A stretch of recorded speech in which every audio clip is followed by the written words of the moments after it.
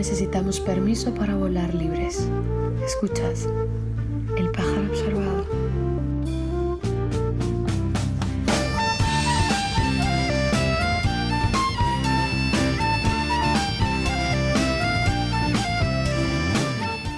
Vivienda, hogar, morada, un espacio propio o una habitación, que diría Wolf. Algo que la inmensa mayoría consideramos como poco deseable. Es considerada como una de las necesidades básicas que responde a las necesidades de refugio, de intimidad, de asentamiento. Un derecho reconocido por los derechos humanos, que incluso añade el adjetivo adecuada. También está reconocido en la Constitución española, esa con la que tantos se llena la boca, y la que añade el adjetivo digna. Pero todas sabemos cuán lejos está de la realidad estos amagos de derechos. De un lado el pueblo, las comunes, de otro el mercado inmobiliario, especuladores y bancos, unas amparadas y sostenidas por ellas mismas, a los otros los amparan gobiernos, estados y sus policías, unas leyes que se contradicen, unos derechos que no pueden superponerse, de un lado el mercado, de otro la vida, de uno la propiedad privada, de otro el de cubrir nuestra necesidad, de uno la represión y de otro la solidaridad. Hoy, en El Pájaro Observador, entramos de lleno en este conflicto. La lucha por una vivienda tiene un largo recorrido. A lo largo del siglo XX hubo huelgas de inquilinos en Bilbao, Sevilla, Nueva York, Glasgow, Buenos Aires, Barcelona y otras grandes ciudades. Se ha utilizado la huelga de alquileres como protesta en contra de la especulación y de los abusos inmobiliarios. En un momento de grave crisis residencial como el presente, es necesario recordar el legado histórico que nos dejan miles de inquilinos e inquilinas, quienes, organizadas en sindicatos y asociaciones de vecinas, convirtieron una práctica de desobediencia civil en un derecho social.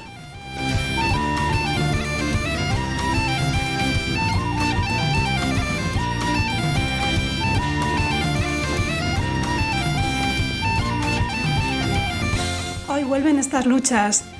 Con una edad de emancipación que ronda los 32 años según la encuesta continua de los hogares, con alquileres altísimos que necesitan de avales y contratos laborales, son muchas las personas y las familias que no pueden tener un hogar. En pleno estado de alarma surgía una nueva huelga de alquileres, que el gobierno intentó frenar con unas garantías insuficientes. Los movimientos por la vivienda, contra los desahucios, ocupaciones y sindicatos de inquilinas vuelven a estar activas.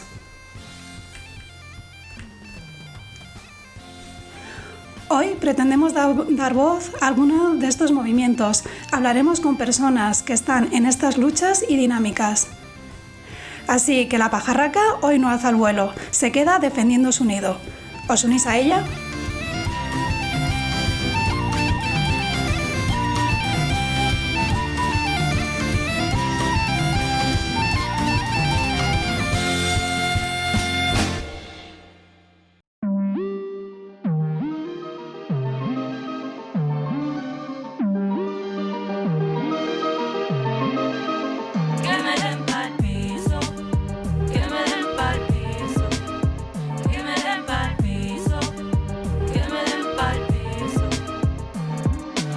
Se ha convertido en un gran parque temático. Ya mataron pequeños comercios emblemáticos. Hay familias en el sótano, guiris en el ático. Vamos a tener serios problemas diplomáticos. No señalo al turista. Ellos son borregos. La culpa es de los 4 que se llevan su dinero. Esos especuladores merecen agujeros. En nuestro barco pirata saltaremos su crucero. El barrio gentrifica. ¿Sabes qué significa? Que rápido derrumban, rápido edifican. Juegan al monopolio esos cerdos capitalistas. La sangre de suicidios en desahucios les salpica. Desde cero te acostumbras a ver miseria en cada esquina, a ver gente sin techo, otra con limusina. Sé que está muy dicho, pero sigue siendo un hecho. Me sorprende a esas alturas que no ardan sus despachos. Te arrojan al precipicio especuladores inmobiliarios. Hipsters y turistas van llenando sus armarios, mientras a diario desahucio por precario edifican hoteles. ¿Cómo te quedas? Pues sin barrio. Van canviant les aromes, van canviant els colors, van polint les voreres, però fem pulcre no fosques, que les classes fossin més llarg, més punt de trobada que terrassa del bar.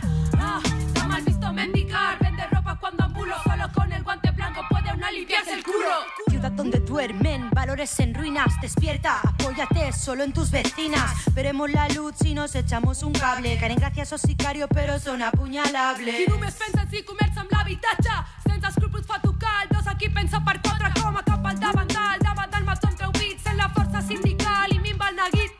Escolta conducta bruta tant com vulguis que la gent astuta i bruta s'agrupa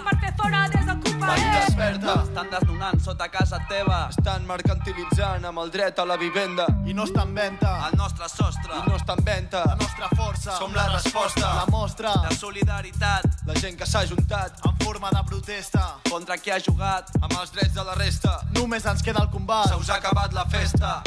Ocuparem la finca. Volem vivenda digna. Farem l'impossible pel que no té lloc on viure. La lluita serà eterna. Contra els que gentrifiquen. No canteu victòria, serem els últims a viure.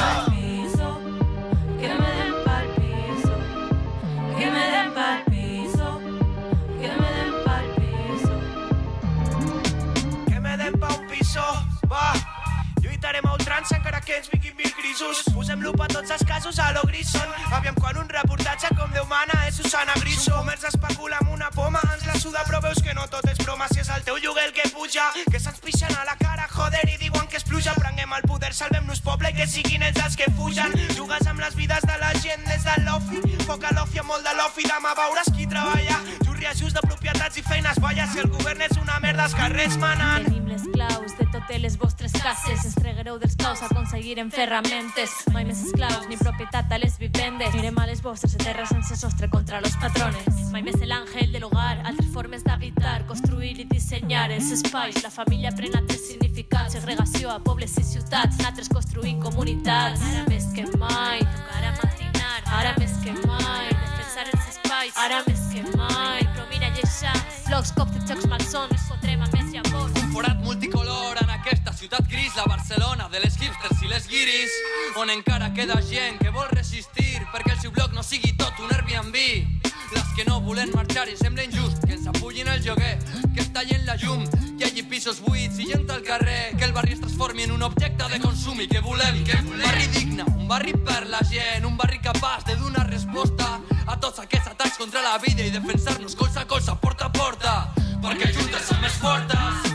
Han transformado el barrio en avenida para el consumo. Nos han robado la vida y nos han vendido humo y nos echan de nuestras casas, pero dejan los grafitis para la foto. Ocuparemos la calle para no perder el hábito y la plaza para quien la habita. Y bastante inmobiliaria, gasolina y dinamita, canibalizando todo lo que hicimos bonito. Pero lo más bonito es mi gente que se organiza, que no hablen esos putres que viven de la miseria del delito, montando la carnaza, echándonos a la madera, un puntal y una radial para hacernos con sus pisitos, que la legalidad nunca salva a mis compañeras. Dale una radial, que me den pa'l pis, una xarxa veïnal, que me den pa'l pis, justícia pels vostres danys, que me den pa'l pis, més inclous pels vostres bancs, que me den pa'l pis, una per allò que importa, que me den pa'l pis, vida en una ciutat morta, que me den pa'l pis, a compartir con les compres, que me den pa'l pis, a mi de den pa'l compres, que me den pa'l pis, dale una radial, que me den pa'l pis, una xarxa veïnal, que me den pa'l pis, justícia pels vostres danys, que me den pa'l pis, més inclous pels vostres bancs.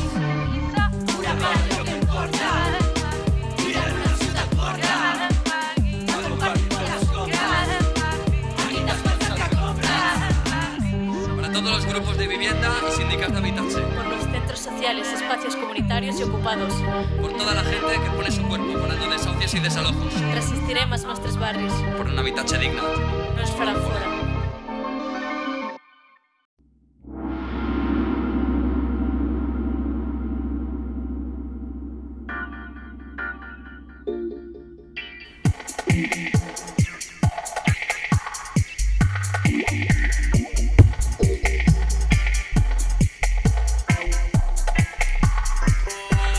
Durante la burbuja inmobiliaria, en el Estado español se construyeron más viviendas que en Francia, Italia y Alemania juntas.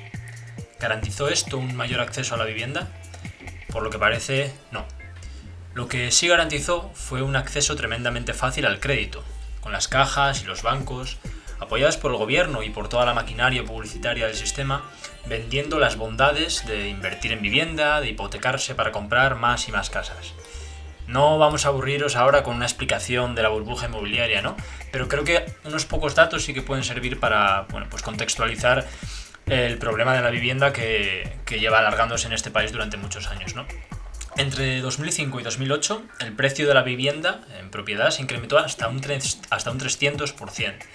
En 2007, el 87% de la población del Estado español accedía a una vivienda en régimen de propiedad, mientras que en Europa la media era del 60%. Más del 20% de las viviendas en el mismo año 2007 estaban vacías. Es evidente que se produjo lo que se ha conocido como un sobreendeudamiento, deseado por los poderes fácticos, desde luego, que se reveló al poco tiempo como una bomba de relojería, ¿no? Cantabria no se libró de esta bomba de relojería, que ya sabemos todos que terminó por estallar en 2008. Lo comentábamos al hilo de la nueva ley del cemento, hace unos programas.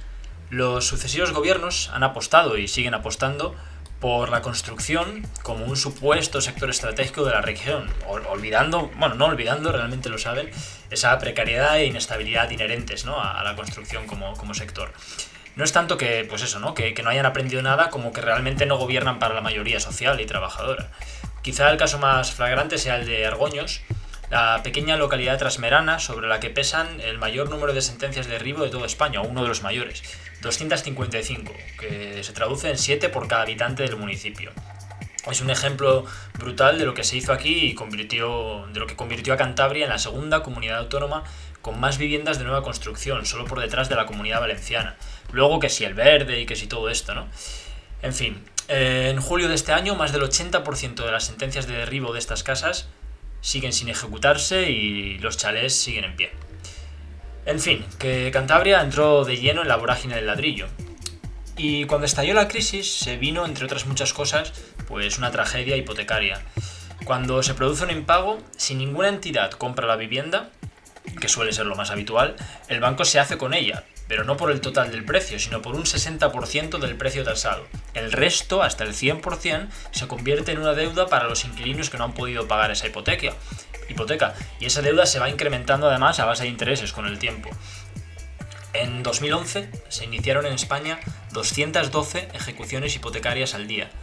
Desde entonces, el número de desahucios diarios ha ido bajando hasta situarse en 167 el año pasado y 107 en el primer trimestre de 2020. Podría parecer que el acceso a la vivienda ha mejorado, pero nada más lejos de la realidad. En primer lugar, porque 107 ejecuciones hipotecarias al día es una barbaridad y condena a la precariedad más absoluta, la de verse sin un hogar, como decía Eva al principio, a muchísimas personas, ¿no?, que no consiguen hacerse un hueco en un sistema económico que nos asfixia. Y en segundo, porque el mercado inmobiliario ha trasladado su foco estos años a la otra opción de vivienda, el alquiler.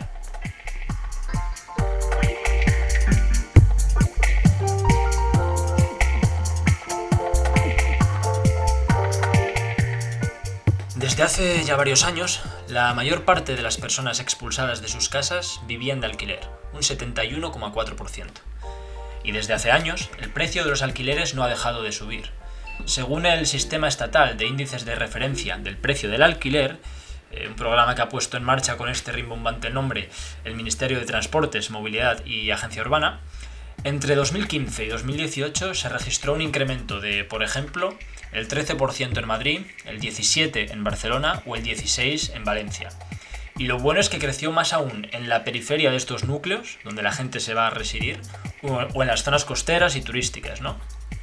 Si nos acercamos a nuestra tierra, los datos son similares.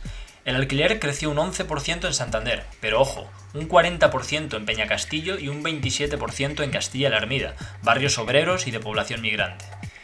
Eso sí, registró tasas mucho más altas, en conjunto de cada municipio, en los municipios del entorno de la bahía y de la costa, un 39% en Comillas, un 22% en Piélagos, un 24,5% en Marina de Cudello y hasta un 46,8% en Ribamontana al Mar.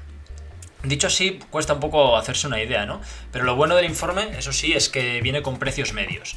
En Santander, un alquiler medio costaba 513 euros en 2015 y cuesta 600 euros en 2018. En Ribamontana al Mar pasaron de 350 a 450 euros. Cuando se hizo público el número de desahucios en el primer trimestre de 2020, que fue de un 33% menos que en el mismo periodo de 2019, ya estábamos en plena pandemia de la COVID-19. La proyección ahora es clara. La brutal crisis económica en que ya hemos entrado volverá a disparar las cifras, especialmente teniendo en cuenta el tremendo incremento de los alquileres que hemos mencionado. Habrá mucha gente que no pueda pagar.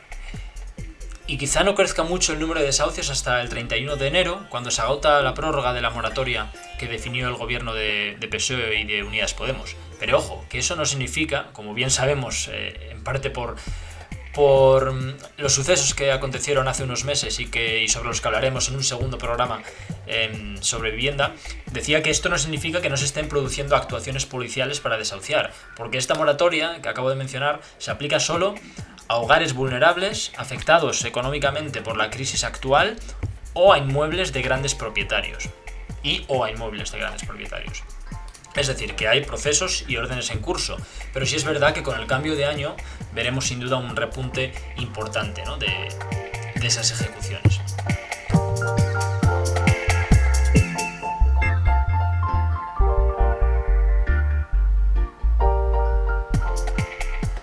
La previsión del sector inmobiliario es que, aunque un poco más ralentizada, la tendencia al alza de los alquileres se mantenga durante los próximos meses.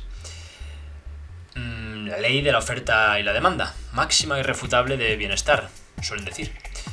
En fin, mientras se extienden los despidos, los ERTEs y los ERES, la pérdida de trabajo de los autónomos y un largo etcétera, que hemos abordado además en otros programas, el acceso a la vivienda sigue encareciéndose. Por el momento, solo en Cataluña se ha hecho un tímido acercamiento a la regulación del alquiler. Se prohíbe subir los precios por encima del alquiler anterior ni que superen el valor máximo fijado de acuerdo con el índice de precios de la zona. Hay algunas excepciones. Quedan fuera de ese control los pequeños propietarios de inmuebles cuyos ingresos sean inferiores a 2,5 veces la renta de suficiencia de Cataluña, que son unos 2.000 euros mensuales, y en cualquier caso solo pueden subirlo un 5% por encima del índice medio de precios. Y también pueden subirlo como máximo un 5% quienes hayan hecho una reforma sustancial o quienes ofrezcan un piso amueblado. Y pese a estas excepciones, y a que se verán afectados en realidad los grandes propietarios o propietarios con grandes ingresos, la mano del mercado, esa mano invisible supuestamente, ya ha empezado, ¿no?, con su máquina de meter miedo. Estas perlas soltaba Óscar Gorges, presidente de la Cámara de la Propiedad Urbana de Barcelona. El sector inmobiliario está sufriendo renuncias de contratos de estudiantes por la COVID, ocupaciones, tiene miedo a la morosidad, los tribunales están saturados, se han incrementado los costes fiscales, los grandes tenedores de más de 15 viviendas tienen que hacer contratos sociales y los inquilinos no pueden pagar, se han alargado los contratos de 5 a 7 años, se ha impedido la petición de avales a los inquilinos y ahora la regulación. Bueno, ya veis, a vueltas con la morosidad, con las ocupaciones y hasta los estudiantes que por quedarse en casa debido a la COVID se van a cargar el mercado del alquiler. Y vierten tinta en todos los periódicos para convencer de que los grandes tenedores están indefensos ante quienes no pueden pagar y ocupan las casas, ¿no? Debemos decirlo claramente. Esta es también una cuestión de clase y como tal hay que afrontarla. Los trabajadores y trabajadoras, las personas en paro, los y las migrantes, los y las estudiantes, todos nosotros y nosotras sufrimos la consecuencia de la crisis económica agudizada por la pandemia. Este sistema no garantiza el derecho fundamental a una vivienda digna. La lucha está en las calles, en las asociaciones de vecinos, lo decía Eva, en los sindicatos de inquilinos, en las plataformas con una larga trayectoria contra los desahucios, como son Stop Desahucios y la PA. Sin hogar no hay vuelo en libertad posible. Toca reforzar esa lucha.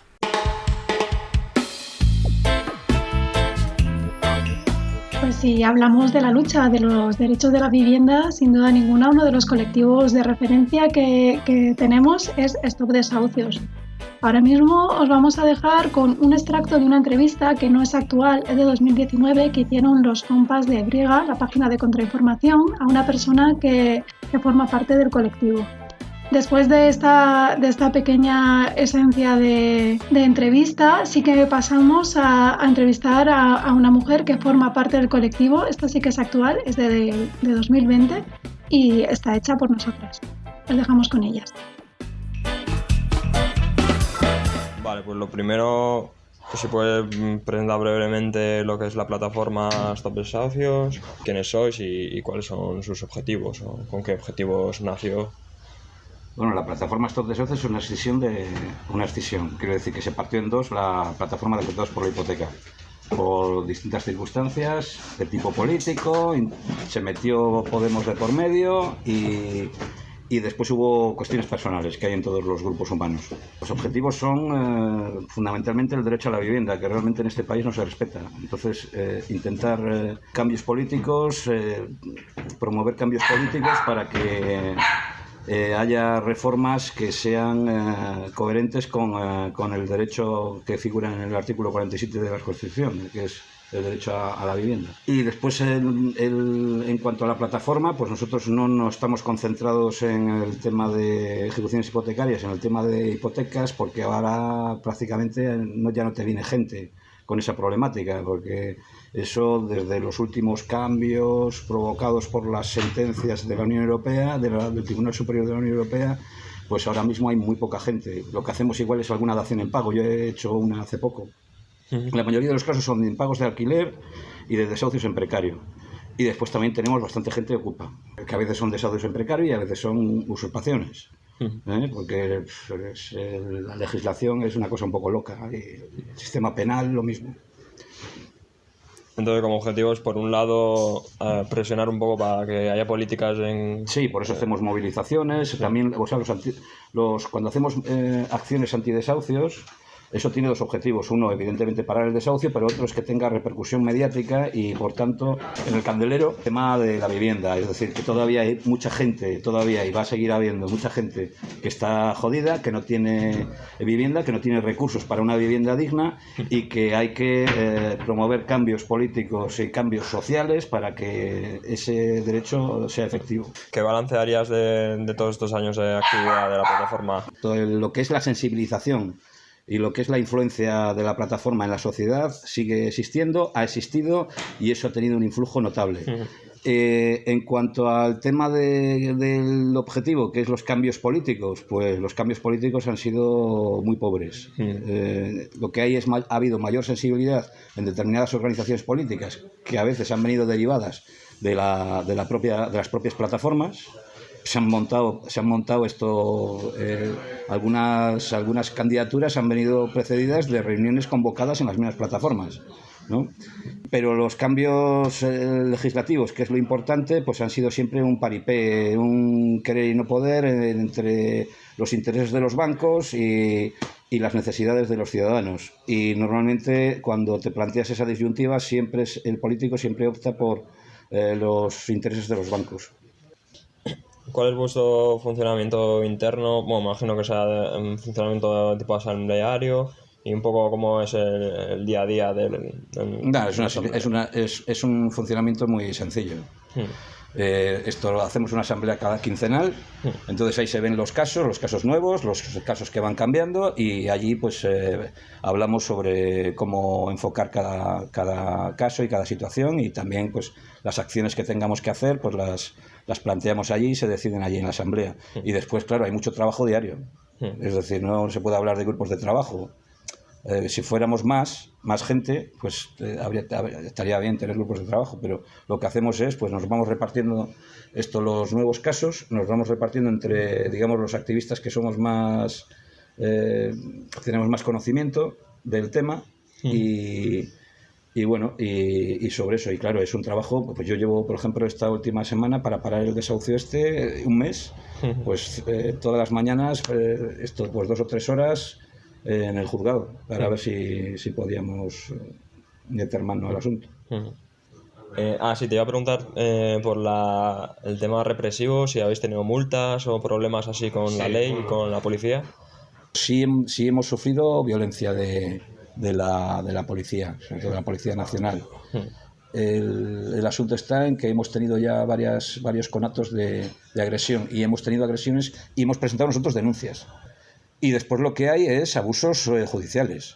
Es decir, la policía pues te entra en casa sin orden judicial o con una orden de lanzamiento abierta, que es ilegal, o sin orden de lanzamiento, ¿no? Hay más abusos judiciales que policiales. Aquí ha habido, digamos, algunos conatos pero es complicado porque nosotros también tenemos una forma de funcionar que es amparándonos en el conocimiento del derecho que tenemos. Por ejemplo, cuando vienen a echarnos desahucio, nosotros nos atrincheramos en el portal. Entonces, para entrar en el portal la policía necesita una orden. O sea, es que esto todo tiene su aquel. Entonces, si necesita una orden, yo recuerdo una discusión con el jefe diciéndole que no podía entrar, y me decía que era de dominio público el portal, y digo yo, no, hijo, eso es de propiedad privada, y es de la comunidad, es la que te tiene que dar permiso. Si la comunidad de propietarios no te da permiso, tú no puedes entrar aquí, hijo. Y a no ser que haya una orden judicial, pero las órdenes judiciales tienen que estar motivadas, y si tienen que entrar en una propiedad, tienen que entrar en una propiedad por un motivo determinado. Entonces eso lo tiene que decidir el juez, y nos hemos encontrado en unas cuantas ocasiones en que nos atrincharemos en el portal y allí no entra ni Dios, hasta que un día nos revienten a hostias. Pero por ahora no pasa. Y ya llevamos unos cuantos años. Porque te estoy hablando también, a veces con este tipo de cosas, te estoy hablando también de ya cuando estábamos todos juntos en la PA. ¿No? Como que la cuestión de los desahucios se visibilizó un montón a raíz de la crisis, ¿no?, de 2008. Y sin embargo, como que en los últimos años, como que de repente ha desaparecido de los medios de comunicación. O con respecto a lo que había antes, mucho menos, ¿no? Entonces como que da la sensación de que ya el problema de los desahucios ya no existe, ¿no? Y... Bueno, hay dos cosas, Hay primero los intereses de las inmobiliarias y de las entidades bancarias. Las entidades bancarias tienen, no sé cuál será el volumen, porque esas informaciones no te las dan.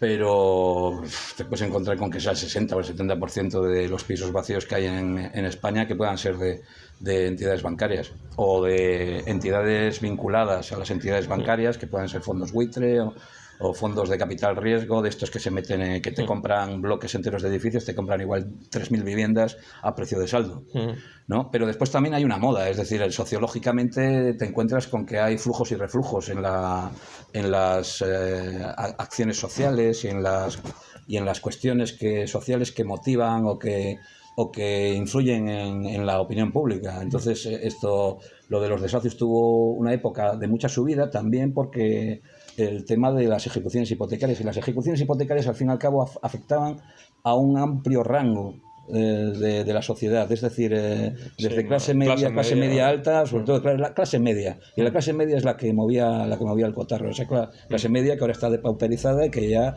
pues está bajo mínimos, ¿no? Pero y ahora lo que hay es mucha gente por impago de alquiler y por impago o por desahucio en precario. Entonces esa gente está en una situación económica mucho más jodida, no son propietarios, ¿no? Pero yo sigo viéndolo. Otra cosa es que no tenga tanta repercusión, porque llevamos ya también 6 o 7 años, y entonces eso también hay una especie de habituación también en lo mediático y en lo social, que hace que a veces esto no se trate en los temas, pero por supuesto el motivo fundamental es los intereses de los dueños de los medios de comunicación. ¿Y cómo hemos llegado a esta situación de que sobre todo los desahucios sea por alquiler? ¿Cómo hemos pasado de hipotecas a alquiler de repente en estos últimos años? Pues porque anteriormente había mucho desahucio por alquiler también, pero siempre menos que las hipotecas. Lo que pasa es que aquí la legislación que había sobre hipotecas era muy poco garantista. O sea, las ejecuciones hipotecarias, que son procedimiento especial, un procedimiento judicial especial, que es mucho menos garantista, por ejemplo, que un juicio ordinario, que son ahora lo que se está haciendo son juicios ordinarios, que tienes más garantías, tienes más opciones como denunciado y como afectado. Entonces, hasta hace unos años era muy fácil que dejaras de pagar la hipoteca y te terminaran ejecutando. Pero en el año 2015 y después 2016, prácticamente hasta 2017, empieza a haber sentencias del Tribunal Superior de Justicia de la Unión Europea diciendo que había una serie de cláusulas que eran abusivas y que por tanto había que anularlas, es decir, que los contratos eran nulos en esa parte, las cláusulas eran nulas, y por tanto muchos de los procedimientos judiciales no podían seguir su curso la cláusula fundamental que ha parado, por ejemplo, todo esto a partir del año 2016-2017 es la cláusula de vencimiento anticipado. La cláusula de vencimiento anticipado es que el banco te podría desahuciar en cualquier momento por el impago de un mes. Uh-huh. Entonces, aunque hubo una reforma del Partido Popular diciendo que tenían que ser 3 meses como mínimo, pues eso también no tuvo ninguna aplicación, porque hubo varias sentencias de la Unión Europea, un sobreseimiento generalizado. Pues la crisis sigue existiendo. Entonces, ¿qué ocurre también? Que mucha de la gente que estaba en temas hipotecarios después ha pasado a vivir en alquiler. En España hay una pobreza del 20% en Santander. El último informe de Cáritas hablaba del 29% de pobreza. O sea, lógicamente eso repercute en el tema de la vivienda, porque lo que no pasa en ningún país del mundo, o en muy pocos países, es que para poder tener una casa, esto en España, tengas que gastarte como mínimo el 40% de tu salario, cuando no es más, ¿no? ¿Qué opinas de la práctica de la ocupación? Y si sabes si es algo que se está dando de forma habitual en Santander o con el problema de vivienda que hay, que la gente se lleve las manos a la cabeza por la cantidad de personas que hay ocupando viviendas de entidades bancarias, la mayoría además. Nosotros eso lo recalcamos mucho. Mira, chicos, si vas a ocupar una vivienda, esto ocupa una vivienda de un banco, no ocupes una vivienda de un particular, porque nosotros no te vamos a ayudar, ¿no? Pero quiero decir que ya te digo que es una hipocresía importante. No, que al fin y al cabo hay un derecho a la vivienda y un derecho a la propiedad, y en España, pues en España y en la mayor parte del mundo, pero en otros sitios la cosa está más igualada. Pero en España el derecho a la propiedad gana por abrumadora mayoría al derecho a la vivienda. Y la gente se aburguesa y después también la gente se quema también con los años, termina cabreada con todo y bueno, es que después en el tema de los colectivos sociales no hay un nexo entre generaciones, o sea, no hay una colaboración, no se aportan los conocimientos adquiridos a la gente nueva. Hay colectivos sociales que son aquí hay algún colectivo social que son de la tercera edad, sí. Que son de jubilados y de gente muy mayor, pero que son activos y tal, pero que es así, y no tienen, claro, lo lógico sería que fuera de todo mucho más variopinto, porque al fin y al cabo las mismas cosas, las cosas que planteamos, las puede defender un chaval de 18 años y un tío de 70. Sí. O sea, esas chorradas de que cuando tienes 20 años y eres comunista o anarquista, y cuando tienes que si no eso no tienes corazón, y que cuando tienes 40 o 50 lo sigues siendo, es que eres gilipollas, pues eso no se sustenta, ¿no?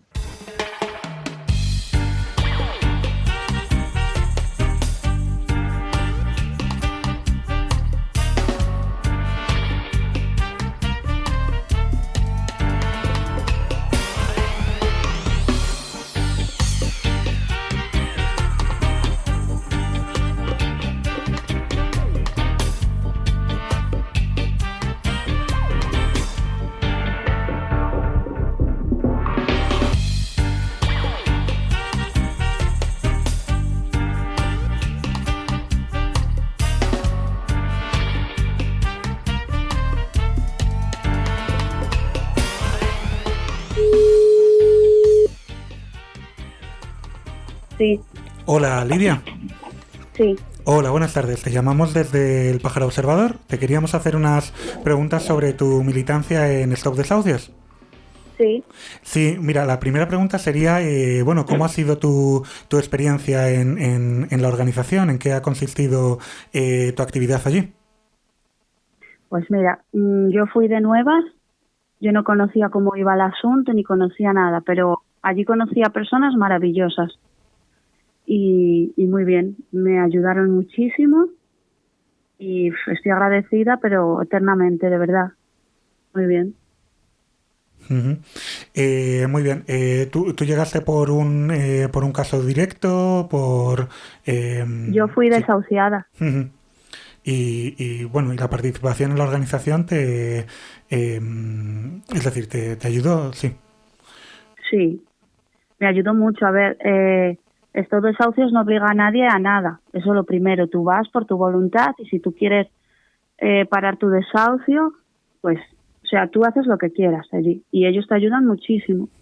Mi caso es que fue un tanto extraño, pero bueno, Roberto, Eva, Antonio me ayudaron muchísimo, muchísimo. Muy bien, queríamos preguntarte sobre el funcionamiento de la organización, ¿no? Lo que es la toma de decisiones y el llevar a cabo una acción u otra. ¿De qué depende? ¿Cómo se organiza? Pues nada, pues ahora con esto del COVID pues no lo hay, pero había asambleas en las que íbamos, era cada 15 días y cada 15 días casi siempre había gente nueva, exponía su caso y pues les decían, les cogían los datos y pues hay que ir aquí, hay que ir allá y nada, y ayudar a la gente. Uh-huh. Y bueno, ¿decidíais por se ayudaba a todos los casos o se tomaba? No te he entendido. Sí, perdona, que estamos teniendo algún problema técnico. Sí, ¿se ayudaba a todos los casos o se ayudaba a uno según el tipo que fueran? No. ¿O cómo se decidía? No, ellos ayudan a todos los casos. Uh-huh. Si tú estás dispuesta a hacer un desahucio, ellos te ayudan en todo. O sea, en tema de que si tienes que ir al juzgado, en tema si tienes que recoger documentación, entregarla en algún lado, como fue mi caso, a mí me ayudaron en todo. Me pararon el desahucio y también en tema de papeleo me ayudaron muchísimo. Muy bien. Bueno, tú que llevas bastante, bueno, que has estado en el tiempo de la organización y demás, ¿cuáles crees que son los principales problemas de la vivienda en Cantabria que habéis vivido allí desde dentro?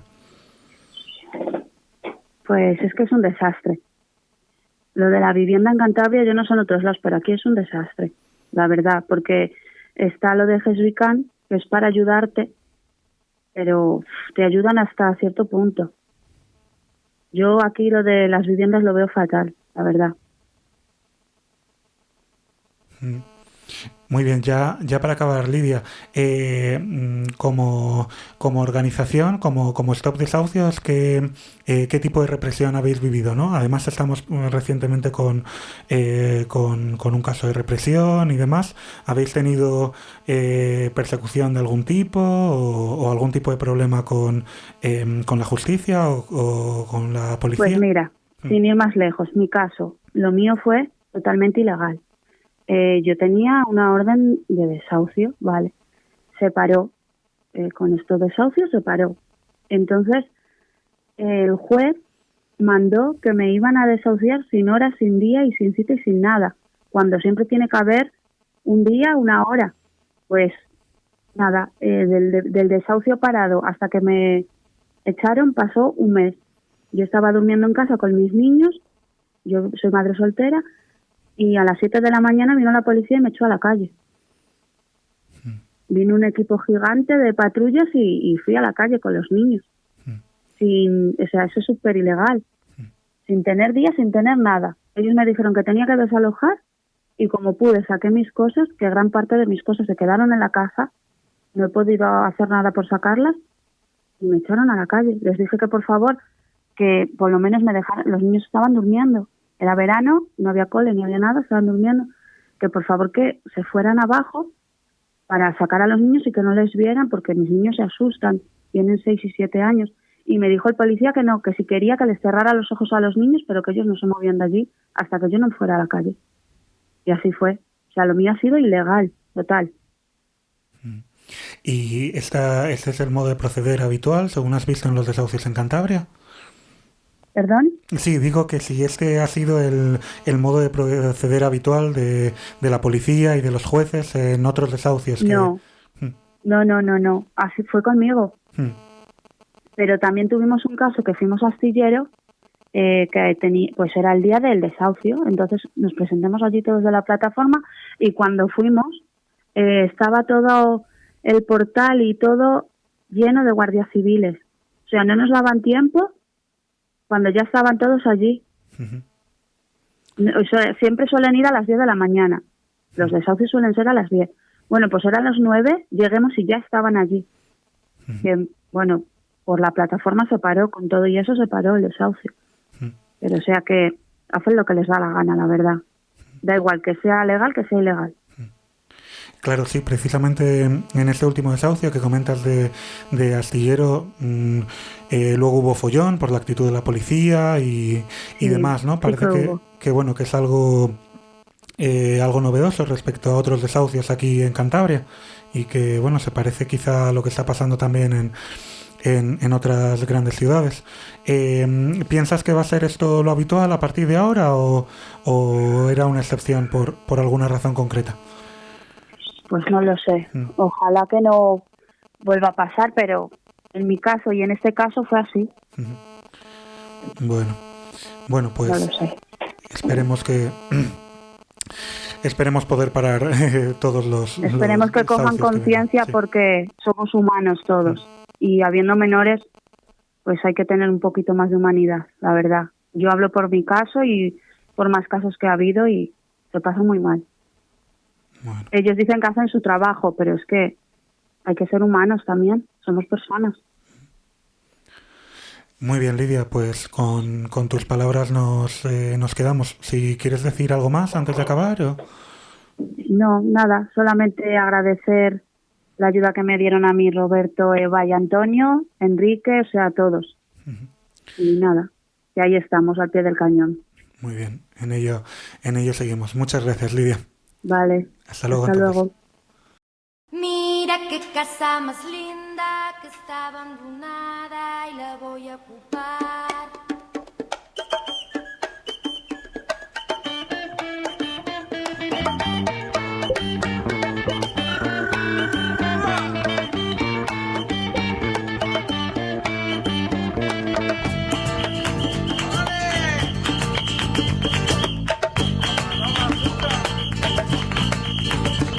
Propiedad, heredó una hacienda entera.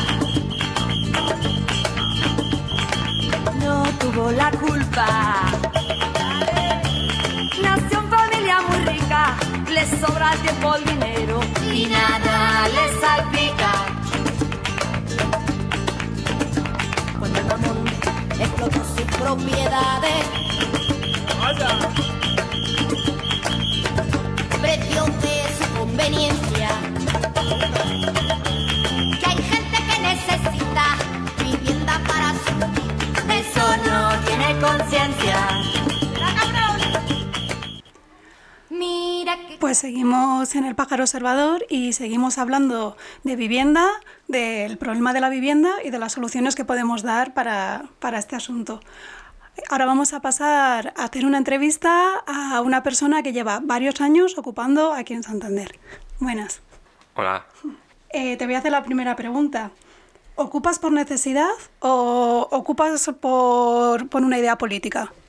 Bueno, yo llevo ya unos 5 años ocupando y la verdad es que al principio fue sobre todo como una acción política. Era el contexto de la crisis de 2008,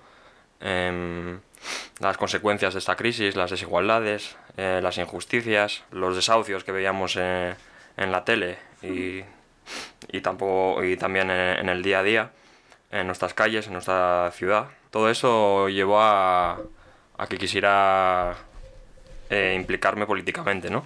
Y vi en la ocupación como una forma de precisamente implicarse más allá de lo que estaba haciendo anteriormente. Yo creo que la ocupación, bueno, en mi caso, lo veo como una forma directa de luchar contra la propiedad privada. Estoy en contra de la propiedad privada y creo que la ocupación es un medio para conseguir abolirla. También la ocupación para mí me ha supuesto una forma de liberar tiempo, en el sentido de que si no tengo que pagar un alquiler o una hipoteca, no tengo tanta necesidad de trabajar, de conseguir dinero para pagar ese alquiler, precisamente. Cuando libero tiempo, tengo más tiempo precisamente para implicarme políticamente y para luchar contra las desigualdades a las que aludía anteriormente. También la ocupación tiene otra ventaja para mí, que es que te permite entrar en contacto con otra gente que ocupa, que tiene esas mismas preocupaciones políticas, y te permite en cierto modo tejer una red, aunque sea informal, para organizarse y para luchar pues en distintas luchas sociales. Vale, y te voy a preguntar ahora cómo te llevas con tus vecinas, cómo es la relación con la gente de tu alrededor. Bueno, yo, como decía antes, llevo 5 años ocupando, y en esta última vivienda en la que estoy llevo unos 3, un poco más igual, 3 años. Y decir que es un contexto un poco particular porque es un barrio en el que todavía hay cierta cercanía entre los vecinos. Bueno, nos saludamos, nos conocemos. Entonces, en este contexto, pues la relación que tengo con mis vecinos es bastante buena, ¿no? Incluso nos apoyamos, pues nos hacemos favores entre nosotros. Este es mi caso particular, pero bueno, soy consciente de que no se puede extrapolar a todo el mundo, toda la gente que ocupa. Habrá gente que tenga más o menos problemas, pero bueno, yo creo que más allá de la mala prensa que tiene la ocupación, de la campaña esta que estamos viendo en la tele contra la ocupación, yo creo que en general la gente no lo ve tan mal, la ocupación. No es algo que lo vea como el fin del mundo, ¿no? Al final yo creo que más allá de ocupar o no ocupar, más allá de si estás pagando el alquiler o no estás pagando un alquiler, la principal problemática entre los vecinos es el día a día, es la convivencia, ¿no? Y mientras haya una buena convivencia, mientras no haya problemas entre vecinos, yo creo que a la gente le da igual si estás ocupando o no estás ocupando. Y este sería un poco mi caso. ¿Crees que la ocupación puede ser una respuesta al problema de la vivienda? Yo creo que la ocupación es una lucha política que, cuando se produce de forma masiva y organizada, puede ser una respuesta a este problema de la vivienda, ¿no? El problema de la vivienda, pues al final es que los alquileres son caros, o que no hay suficientes viviendas para la gente. Cuando no hay suficientes viviendas para la gente, o que los alquileres o el pago de la vivienda es caro, la ocupación puede presentarse como una forma de luchar contra ese problema, ¿no? Si nos vamos a algunos ejemplos históricos, por ejemplo, después de la Segunda Guerra Mundial, en algunos países de Europa, por ejemplo Gran Bretaña o Italia, en un contexto en el que había muchas viviendas destruidas por la guerra, la gente tenía necesidad de meterse en algún lado. Entonces, de forma espontánea o no tan espontánea, igual apoyada por partidos políticos como los partidos comunistas, se dedicó a ocupar viviendas directamente, porque es que no tenían dónde caerse muertos. También podemos ir como otro ejemplo histórico que me gustaría señalar, es la Italia de los años 70. En un contexto marcado por las luchas obreras, las luchas autónomas, y en un contexto también de mucha dificultad para acceder a la vivienda, porque pues se encarecía la vida, ¿no? Casi que el 50% de los salarios iban destinados a pagar los alquileres. Bueno, pues en esta situación la gente se organiza también así de forma bastante espontánea y bueno, con un gran protagonismo de las mujeres, ¿no?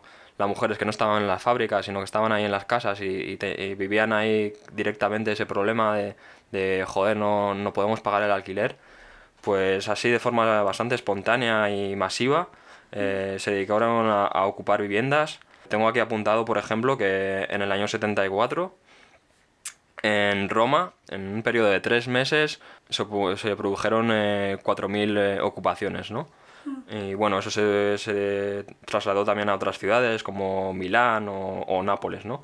Es una situación bastante interesante, sobre todo porque a raíz de ese movimiento de ocupaciones, los poderes públicos no tuvieron que reaccionar. Aparte de la represión, tuvieron que empezar a construir vivienda y empezar a distribuir vivienda de forma barata a la gente, porque es que si no se les iba de las manos. Entonces, sí, yo creo que la ocupación puede ser una respuesta al problema de vivienda sin ser la única solución. También hay otras formas de respuesta, pero bueno, básicamente lo que habría que conseguir es que la vivienda no fuese un bien especulativo, sino que fuese algo básico, algo a lo que pudiese acceder todo el mundo de forma barata o incluso gratis, ¿no? Vale, te voy a hacer otra pregunta un poco de gueto, incluso. Te voy a preguntar, ¿ocupa con C o ocupa con K? Claro, estamos acostumbrados a ver en la televisión y en los medios de comunicación que presenta la ocupación con K, ¿no? No hace una diferencia entre la ocupación con C y la ocupación con K. Habría que explicar un poco cuál es la diferencia. Ocupa con C significa que la persona que se dedica a ocupar lo hace sin más allá, o sea, sin cuestionamiento político más allá de necesito un sitio donde vivir y no tengo cómo pagarlo, así que voy a ocupar, ¿no? Luego, la gente que ocupa con K, el movimiento de ocupación con K, sería un movimiento más político. Detrás de esa ocupación hay una intencionalidad política. Sería, por ejemplo, lo que yo explicaba antes, de que y en mi caso yo ocupo para cuestionar la propiedad privada, ¿no? Sin embargo, a la hora, en la práctica, creo que estos dos movimientos no se pueden separar al 100%. Hay una convergencia entre el movimiento ocupa con C y el movimiento ocupa con K. Una convergencia que es fácil de ver, por ejemplo, en el movimiento organizado contra los desahucios, ¿no? Cuando se produce un desahucio, da igual que la persona que esté ocupando lo haga con K o con C o como sea, que todo el mundo va a estar ahí apoyando. Y eso, a partir del momento en que se visibiliza, se protesta contra esa situación, ya se convierte en algo político. Aunque esta persona de primeras no tenía intención política detrás de su ocupación, ¿no? Entonces hay una convergencia y bueno, sí que hay una diferencia, pero también hay similitudes. Sí, más interesante quizás en estos contextos de lucha aunar que diferenciarse. O que incluso no tener casa es una cuestión política en sí, ¿no? Esconde detrás todo un sistema político. Pues, por mi parte yo no tengo más preguntas. No sé si a ti te apetece añadir algo o... Nada, que un saludo a toda la gente que hace posible este programa. Un programa estupendo que lo suelo escuchar. Y nada, que a ver si entre todas... podemos seguir un poco en la lucha y conseguir que este problema de la vivienda pues se solucione de alguna manera, porque la verdad que con la crisis que se viene vamos a peor.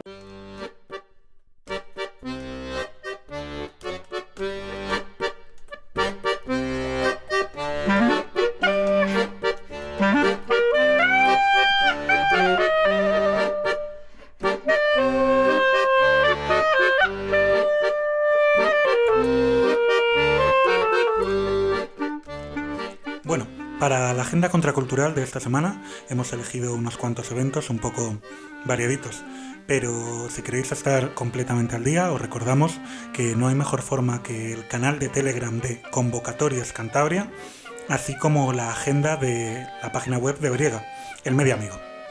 Bueno, vamos con ello. Os recordamos que el sábado 24 a las 12 de la mañana en el cementerio de Ciriego se celebrará el homenaje al guerrillero El Cariñoso, organizado por la CNTAIT de Torrelavega y por AGE. El domingo 25 de octubre, al día siguiente, entre las 10:15 y la 1:15, tendrá lugar la actividad formativa y ambiental contra la expansión del plumero. Esta vez será con el apoyo de Antonio Urchaga de BirdLife. Se quedará en el arco de Carlos III en La Cavada. La semana siguiente, el jueves 29 de octubre, a las 7:30 de la tarde, se presentará en la Libre de Santander el libro La invención del pasaporte, Estado, Vigilancia y Ciudadanía, de John Torpy. Finalmente, para el fin de semana del 30 al 31 de octubre, así como los siguientes, tendrán lugar varias actividades en el marco del 8º aniversario de la Asociación Cultural Octubre. Así que nada, esto es lo que tenemos para esta semana.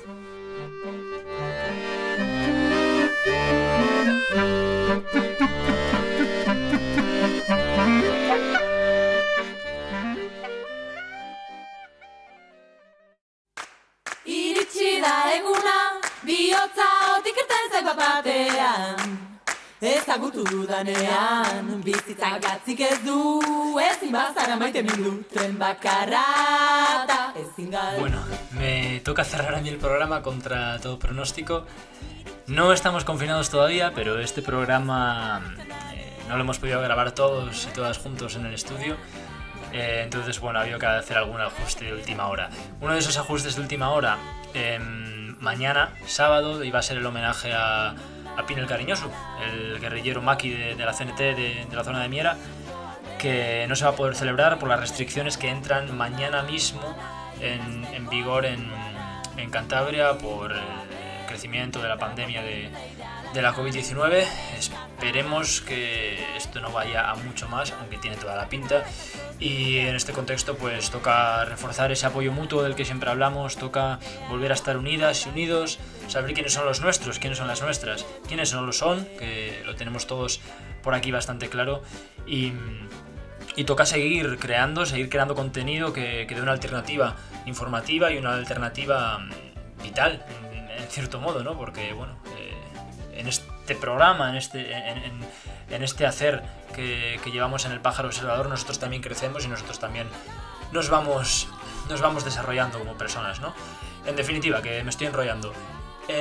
El próximo programa toca un tema controvertido que le toca la fibra sensible a mucha gente en Cantabria, también en Castilla y León, también en Asturias, Galicia sobre todo, el lobo. Tenemos un programa potente con un par de entrevistas muy interesantes. Trataremos de ver algún que otro punto de vista que no aparece normalmente en los medios más habituales en Cantabria, como son el Diario Montañés y el Alerta y otros medios más minoritarios, pero que hacen una cobertura muy parcial de este tema. Y después del programa sobre el lobo y el conflicto que genera, que será publicado el 5 de noviembre, tendremos un segundo programa sobre la cuestión de la vivienda, centrado en este caso especialmente en la represión a raíz de los sucesos que tuvieron lugar en julio, en uno de los últimos desahucios que se intentó ejecutar aquí en Cantabria, en el que 2 personas han sido citadas a declarar.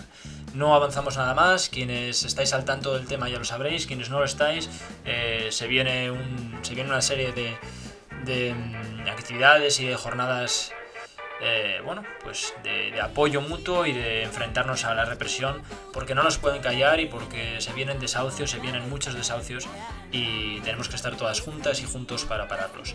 Así que nada más por mi parte, os deseo a todos y todas un feliz fin de semana y ya sabéis, seguid volando libres. Aurkituko alde, kuinetako printzeidara, non da manuala ikasteko